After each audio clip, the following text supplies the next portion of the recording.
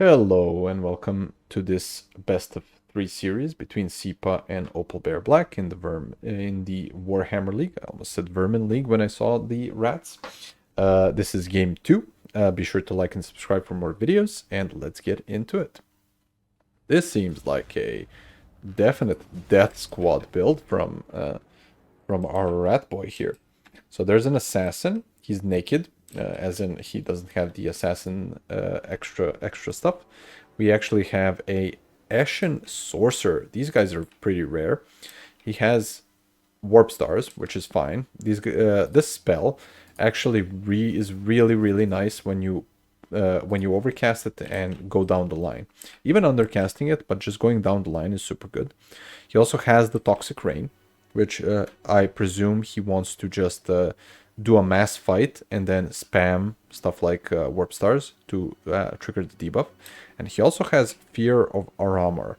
Again, into Greenskins, this is pretty good, just because he can route a specific unit. And this duration is insane. 47 seconds for minus 24 leadership.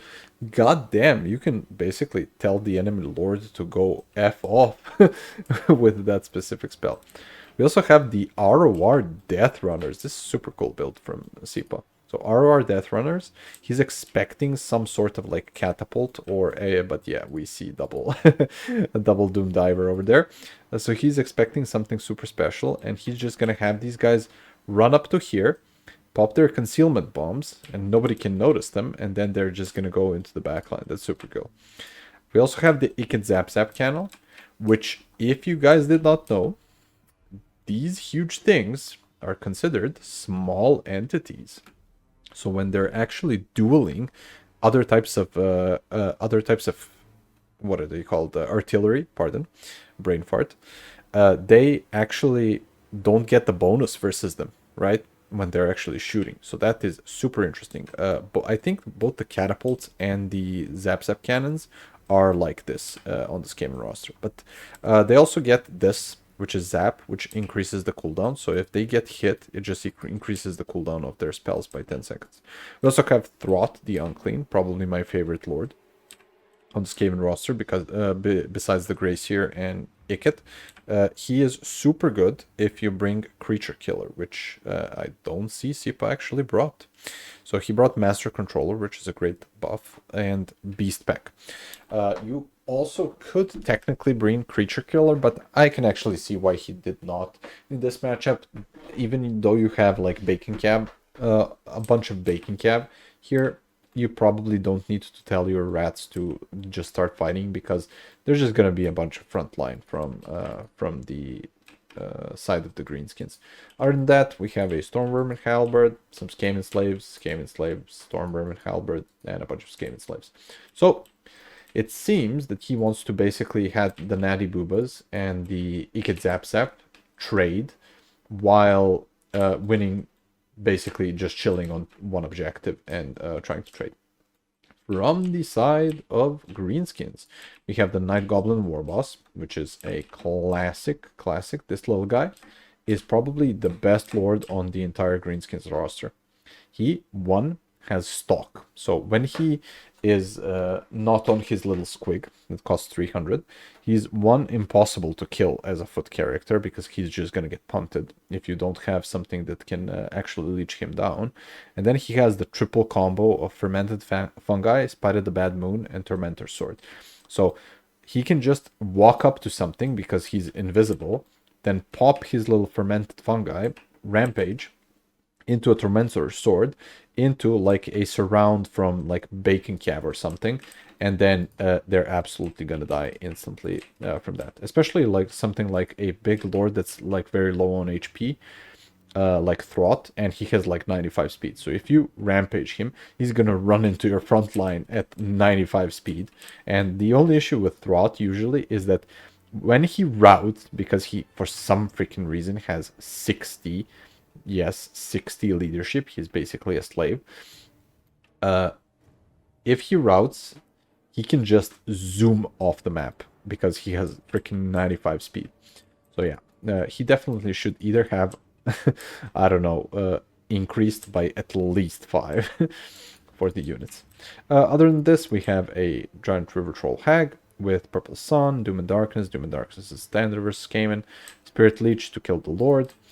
Throat has regeneration, so that doesn't work always. Double Doom Diver and just a bunch of goblins. So this is going to be just a standard build. Stand on 2 objectives. Try to use the Doom Divers to fight off anything that is super long range. This is 400.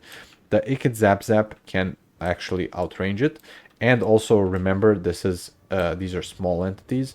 This is, but technically doesn't even have bonus versus large. I swear I thought this had actually bonus versus large.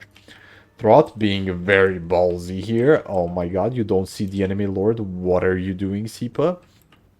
Crazy. Crazy guy. If the little war boss was on this side, he could just rampage him, summon a bacon, and just surround him and insta-kill him. Crazy that he is doing this. For the 2 supporting sorcerers, he popped concealment bombs, so he's not afraid of them getting caught, but actually going with Throat like this, what is this mad lad doing? Oh my god, he has balls of steel here. Insane. And he can probably now just summon in the beast pack. Yeah, just over here. He is oblivious to how lucky he got here. Because if he was on the other side, where the Night Goblin War Boss, now he sees him, right? But if he was over here, he could have gotten rampaged and then basically gone through this. But especially with the summon of the Snotling Pump Wagons, that was definitely not the summon in this at this time here. Damn, that is very unfortunate. I don't know if he thought the Throat wasn't going to go through. But if he summoned the Baking Cav, he needed to summon a Baking Cav, I'll say, to defend these. Because he's just going to lose 2 Doom Diver Catapults now. To just Throat being in his back line. And the War Boss being over here. And, oh, he's trying to also snipe at the same time the caster from the Greenskins. Oh, this is such a good play. Because, oh no, he's going to pop Fear of our Armor and get the actual hag down. Damn, this is such a good play. He insta-routes the hag, and she runs to the wrong side of the map. No, she's not running back to her back line. She's just running forward to the front of the forces. Then he can just shoot her with the natty boobas and zap cannon pew pew. No, that is so unfortunate from Opal's side. He should not have had his hag at the front line like this.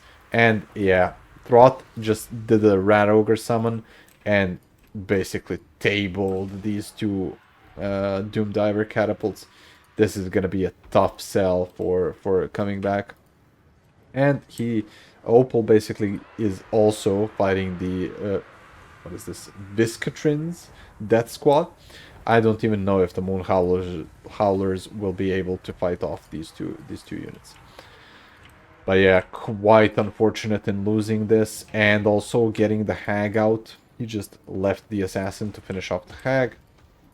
The Ashen Sorcerer is just back here, just throwing his little ninja stars. Let's see him in action. He's probably gonna cast something here, right? Or just stand there menacingly, like all rats do, right? He's actually microing him. If you throw the warp stars down the line of something, it just deletes it. The Natty Boobas are kind of getting compromised, though. As per usual, the Skaven slaves are running. So, oh, we actually have a Plague Claw catapult summoned too. Nice. So this is to leadership bomb and basically fight off the Goblin Archers. But it seems that this game isn't over yet, even though we basically had Throat uncontested in the backline. Oh, one of the Doom Divers came back. That is very nice and very fortunate. The other one got broken, shattered, so they're not coming back. And the little Night Goblin Warboss, he still has his 3 fermented fungi. That's quite unfortunate. He definitely should do something about it. Where's the bacon, though? Like, Forest Goblin Spider Riders are nice, but you need bacon versus Throat and versus some of the Rat Ogres on the Greenskin side. On the Skaven side, pardon. Let's see. If the backline is going to be compromised, then there can be a comeback. But we see a perfect summon from Sipa. The perfect summon being Doom Flayers. Because he sees a bunch of goblins and orc boys coming in And what is the counter to all of this? A basic chariot. Like, this chariot unit is just going to run over these guys, and they're just gonna rout instantly. So nothing is going to even compromise. And another rat ogre summon. This is like very well played from Sipa's side, because oh, he might have gotten overextended and over cocky. There is Throth. Throth is now finally in the combination of things that we were saying, right? There was a fermented fungi into Throth's, what is it called? The Tormentor Sword. And then there are squig summons. But imagine if instead of the squigs, these guys were bacon calf. Throth would already be dead 10 times over.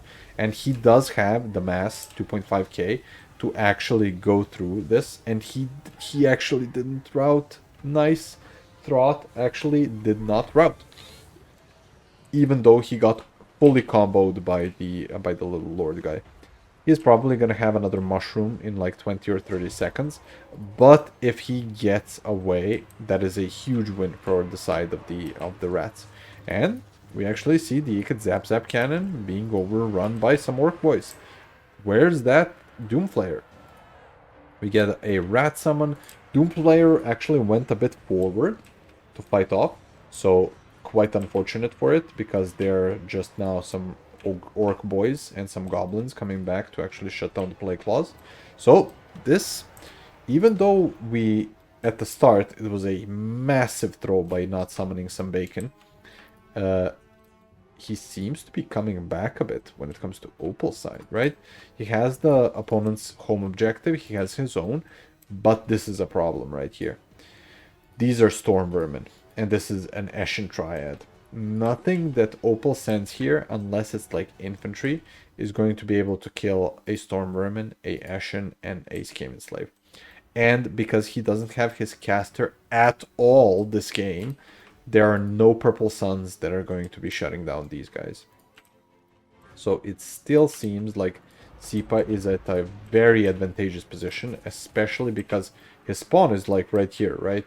So he can just keep on summoning stuff like Skaven slaves and some faster stuff like rat ogres and wolf rats to come in and actually collapse the forest goblin spider riders. Forest goblins are pretty cool. Like, I do like them. Opal really likes them. They're pretty durable, but they don't have a super good charge bonus. So even if they get into something, it takes a bit of time for them to actually collapse it, but it seems to be enough.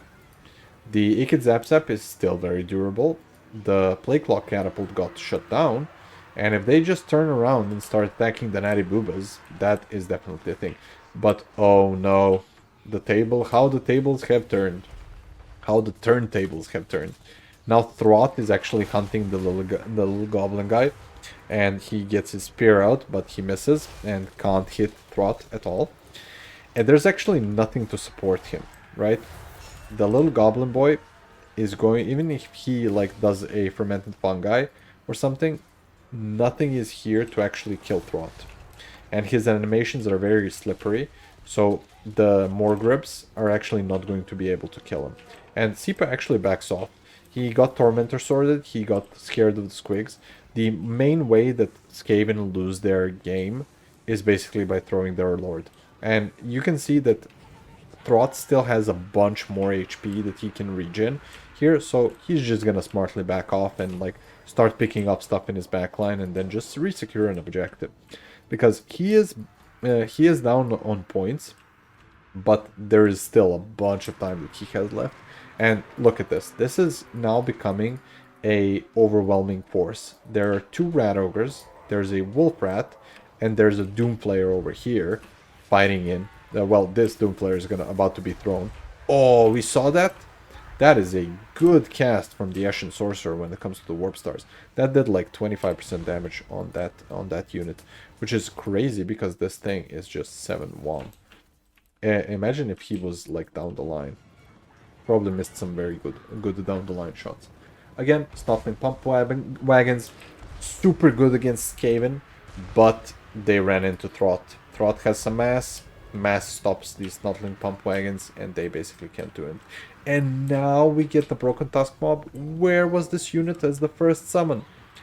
Where was this unit? If this unit was the first summon and the Night Goblin War Boss was on the other side to rampage Throt, this game would have looked completely differently.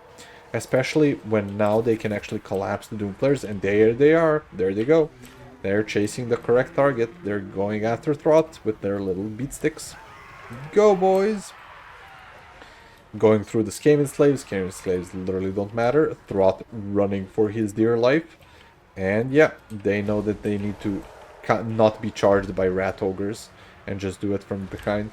But Rot, being very ballsy, going back in, he wants to give his little leadership and melee defense buff, Master Controller, to the rat ogres, and they actually end up triple fighting the Broken Tusk mob. So unfortunate from the side of the Greenskins when it comes to the Cav summon. There definitely should have been a bit more bacon from the side of them. Also, stuff like Savage Orc board boys are generally also fine in this matchup, right? Because Savage gives them the Fizz Res that they have, and generally the side of Skaven don't have much damage, magic damage, except for like the Kazap Zap cannon and the Teeth Breakers. Teeth Breakers are amazing unit. This is probably my favorite unit on the entire roster. When they just set up to shoot something, it just insta-dies. Oh, there we go. Let's get a cinematic shot. Come on, guys. Pew, pew, pew, pew. Oh my god. So good. So good. Basically my favorite unit. I recently played against... who was it? Not Hobo Honkers, but Hitman Hippo. I played in a tournament semi-finals, and I basically had the Teeth Breakers into Vampire Coast. Super tough matchup from Skaven side. They got 3,400 value by killing a Terrorgeist, the Lamprey's Revenge, and Silostra all in like within maybe a minute and a half. They're crazy, crazy good unit, especially with their concealment bombs. And it seems to be a full-on rout. If we look at the entire battlefield, Throt is still unkilled. He still has more time to actually heal cap himself. Everything from the Greenskin side is routing. The little Goblin boss is running for his life. And the Doom Divers, how did they do? 600. Interesting. They, I guess, shot into the Natty Boobas when they were seen. And yeah, it seems like it's a wipe now from the side of Greenskins. Skaven did it. Good job on Sipa's part. He just now needs to triple cap his opponent, and I would call this like right now, because if Opal was like super close on winning on points, he could like hunker down on one of the objectives. Otherwise, there's another warp star for you. Otherwise, there's just no way. Like these Savage Orcs, even though they have 25% Fizz Res, they're just gonna get squatted up by the Wolf Rats, and everything else that is on this point is gonna be captured. He's kind of pushing his home point as well. He has enough time to also just set up normally and get another crazy, crazy volley from the Teeth Breakers. There's nothing to compromise them, right? And we actually, let's see. Not a super crazy volley, but they're gonna get debuffed, right? Attacked in the flank, under missile fire, frightened by enemy unit. They're gonna run. Oh, they're under the concealment bombs. They're not even seen. Nice. And here we go. Skaven slaves advancing up. And Opal taps out. Very, very well played from Sipa's part. At one point, there was almost a throw from Sipa with the Lord going in too deep. But I just feel like there wasn't enough bacon in this build. Like, if we needed one extra bacon, and the summon priority just also wasn't there. Maybe he did not notice or think that Throt would go into his backline. But yeah, solid performance. Just the summon priority was a bit off from Opal's side. Let's see some value. Throt basically paid for himself, which is amazing when you see Throt. Love the hero. Assassin also got 700 value, which is great, but that's probably from the start and from killing the Hag. Yeah, if the Hag was actually in play, even just casting stuff like Spirit Leech on throughout the entire game, this game could have looked completely differently. One purple sun on these Storm Mermen could have won the side objective completely from Opal's side. Akid Zap Cannon, very nice performance. Natty Booba's always amazing unit. The Vixtrin's Death Squad. Jesus Christ, I never learned the name. Not a great performance. They got caught to the side. Skaven slaves. Who cares? Oh, he actually had a globe in the back. Teeth Breakers technically didn't do much. They got summoned late, so they were just a supporting piece. Everything else just standard stuff, right? Nothing special, nothing crazy. This is the only bad side here, right? Also, the Goblin Archers kind of didn't perform for themselves. That's surprising. Yeah, Doom Diver getting compromised at the start is also terrible. The 4 Spider Riders actually did pretty good, and so did the Squig Hoppers. Squig Hoppers are underrated, man. They're so good. Also didn't summon the Swamp Things, which is interesting. Again, Swamp Things into here would be super good because they aren't stone trolls, they're river trolls, but they still can pack quite a punch. And they also have like terror, they cause the debuffs. They're super good in this matchup. Also, yeah, that's pretty much it. Congrats to Sipa for moving on to the semifinals. I'll see you guys in the next series. Cheers. Bye.